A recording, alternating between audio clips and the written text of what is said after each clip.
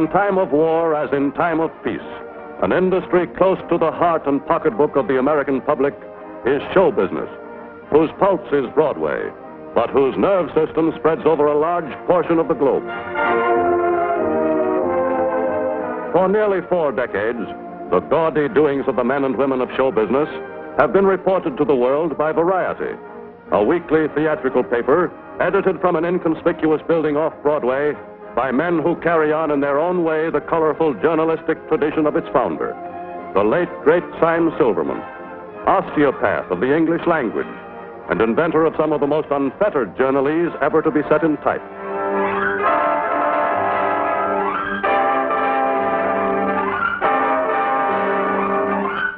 Today, Variety is devoting its space to a story bigger even than that of the amusement industry's new wartime boom. The vital and amazing story of American show business at war. Of the amusement industry's total manpower, a high percentage is now serving in the armed forces. Every branch of show business has contributed its white-collar men, technicians, and skilled artisans in answer to the call to arms. Famous actors, whose peacetime salaries reached astronomical figures, serve today on an equal footing with the members of their former public. The American stage, concert hall, radio, and screen are already organized in their every branch to further the war effort.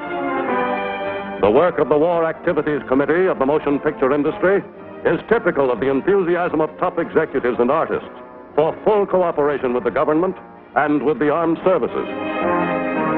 Such committees are putting at the disposal of the nation all the facilities show business has developed for quick and effective contact with the American public. And at every show shop in the land, citizens today contribute to 100 wartime causes. Outside the theaters, hundreds of millions of dollars of war bonds have been sold as a result of the personal appeals of America's most appealing personalities, the stars of the stage and screen. On one such bond drive, the well-loved film star Carole Lombard gave her life. The motion picture industry today is supplying without charge all its newest and best feature films to the U.S. War Department Overseas Film Division for shipment to every U.S. base and camp abroad.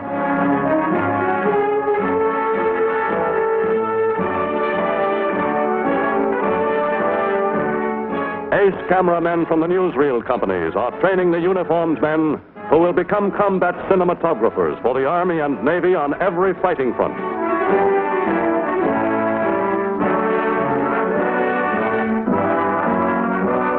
Documentary and industrial filmmakers are furthering the government's plans for the visual education of millions of new workers in war industry and for the training by films of the men of the American Armed Forces.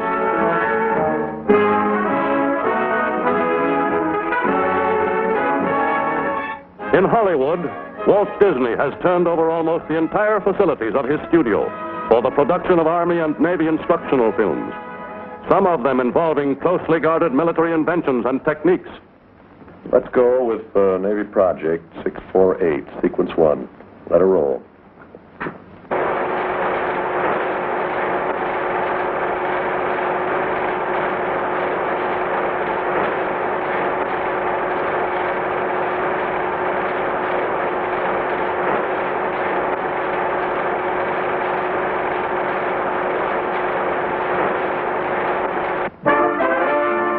Famed Hollywood director John Ford now heads the film producing unit of the newly organized Office of Strategic Services under the aegis of the Joint Chiefs of Staff.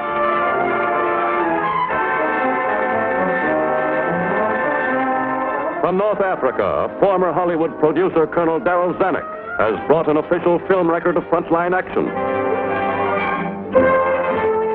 To produce inspirational films for servicemen and public alike, the Army's Special Services Division has mobilized many of the industry's best editors and technicians.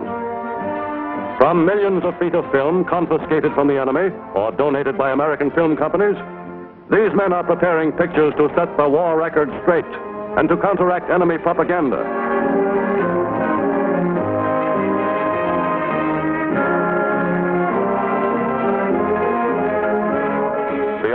forces have their own production units, making specialized films for the training of aviators and ground crews.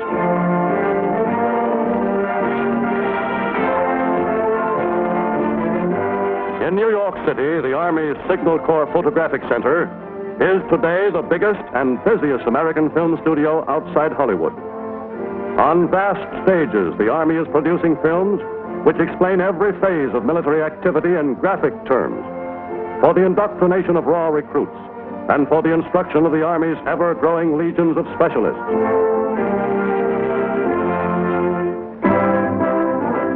But most impressive single example of cooperation between the Army and the film industry is the production of a wartime musical show with an all-soldier cast, which on the stage alone grossed an unprecedented total of nearly $2 million for Army emergency relief and brought new glory to its veteran composer and author, Irving Berlin.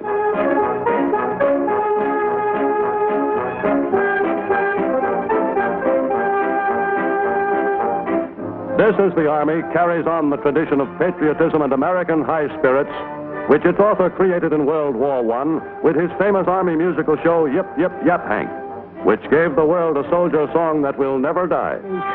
Someday I'm going to murder the bugler.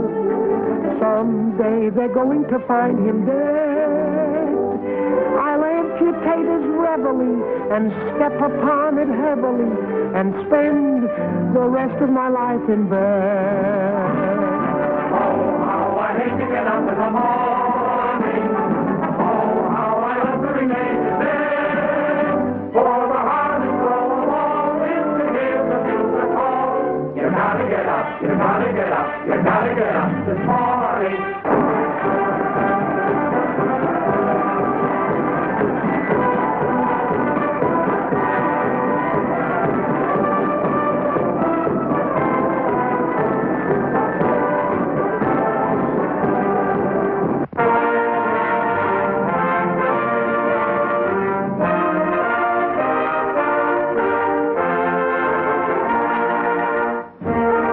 In most cities of the United States, a serviceman on leave can be reasonably sure of finding a decent, interesting evening's amusement, thanks to the USO and its related agencies.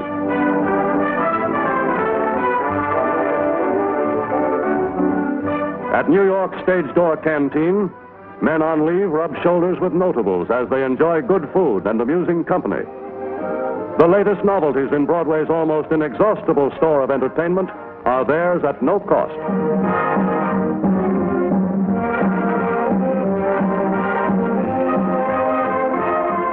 Merchant seamen, unsung heroes of the seven seas, get a warm welcome at their own recreational clubs, where the cooking is done by such nationally famous stars as the Theater Guild's Alfred Lunt.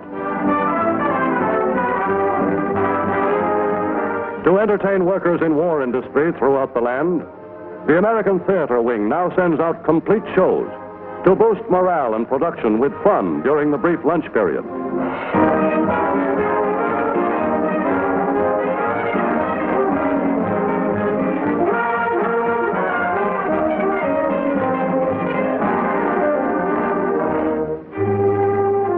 In the nation's military and naval hospitals, the great names of screen, stage, and concert hall, singly and in group, are bringing to wounded and invalided men entertainment which is an integral part of therapeutic care.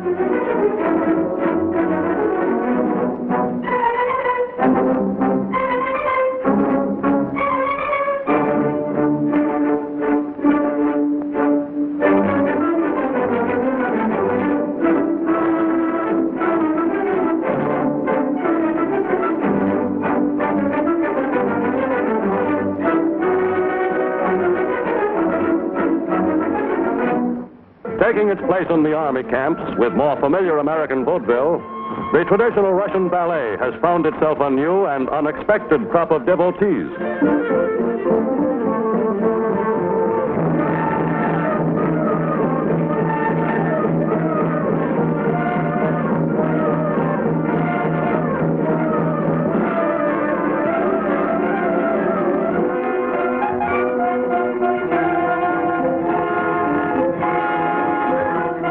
Still tops in entertainment are the well-known acts and personalities.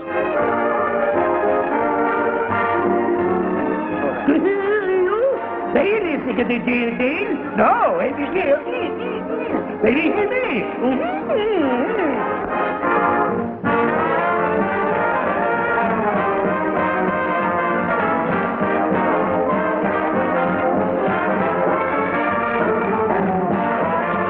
Famous radio shows play the camp circuit, too. Sure, I got your cookies. And send some more, honey. And tell Mom to send some more of that homemade candy. I hid the last one in my bunk, slept on it and mashed it. But even flat, it's good. I'll give you a hint. She put everything she had on the horse. Lady Godiva. Lady Godiva is correct, and you get $64.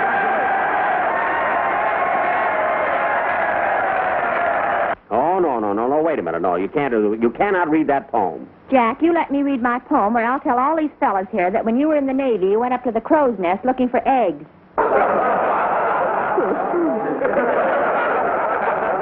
Aren't you ashamed of yourself calling these fellas horse-faced and stinky? Yeah. Aren't you ashamed of yourself? Well, very little, very little. I want you to look at these men. Yeah. Look at all the girls back there. What do you think of them? Yeah.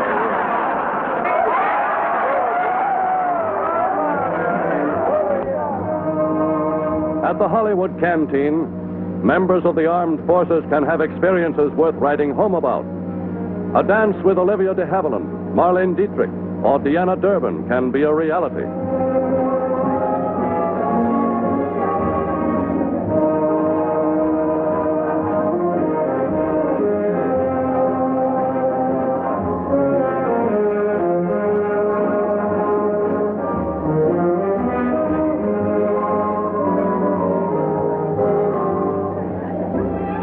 But to many youngsters, contact with Hollywood's glamour girls still has the quality of a dream. Contributing to the fun are well-known Hollywood figures, relegated to the roles of busboy or waiter.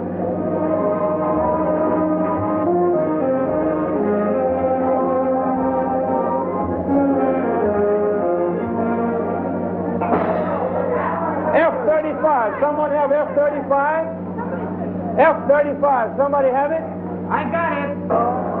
And Leonard, you have won here at the Hollywood Canteen a $25 bond, which is presented every night by a different studio.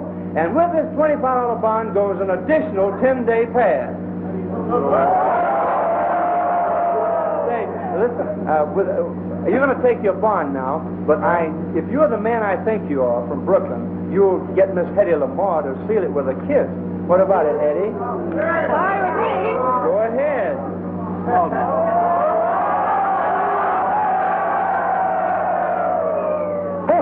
That ain't the Brooklyn I know, huh, gang?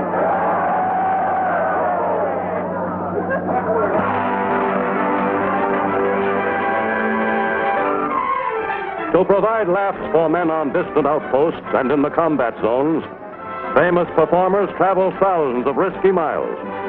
Share the life of the troops in camps from the South Pacific to North Africa.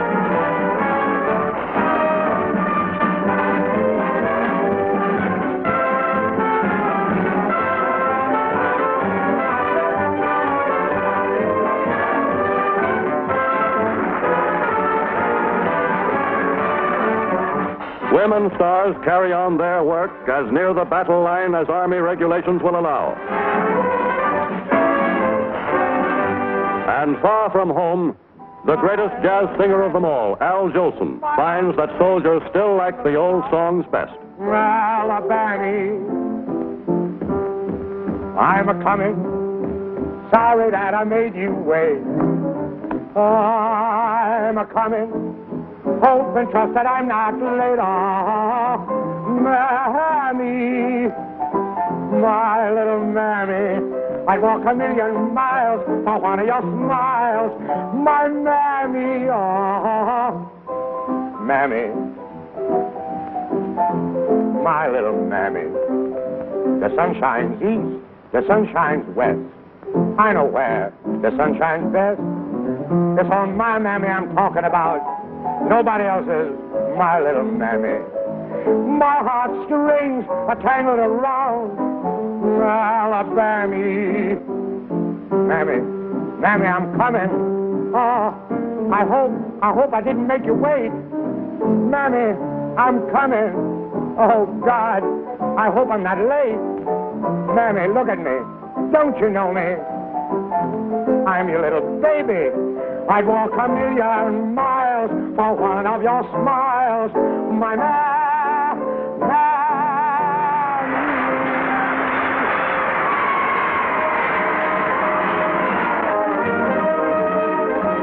Day and night, American radio is reaching distant camps with special broadcasts, recorded and beamed to the U.S. forces wherever they may be. Featured artists give their talents willingly and generously. Oh, them golden slippers, them golden slippers, why do wear cases it's so neat? Oh, them golden slippers, them golden slippers, why do wear to walk on the golden street?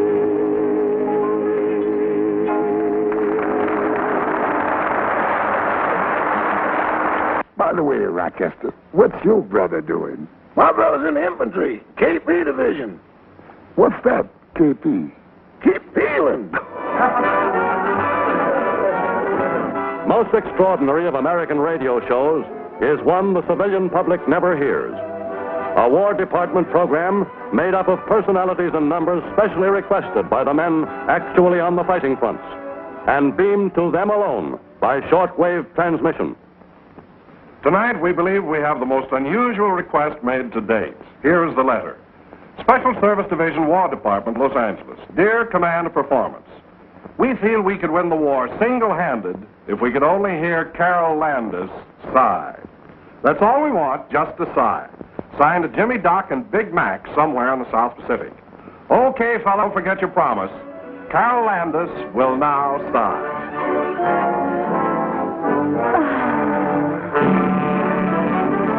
Time marches on.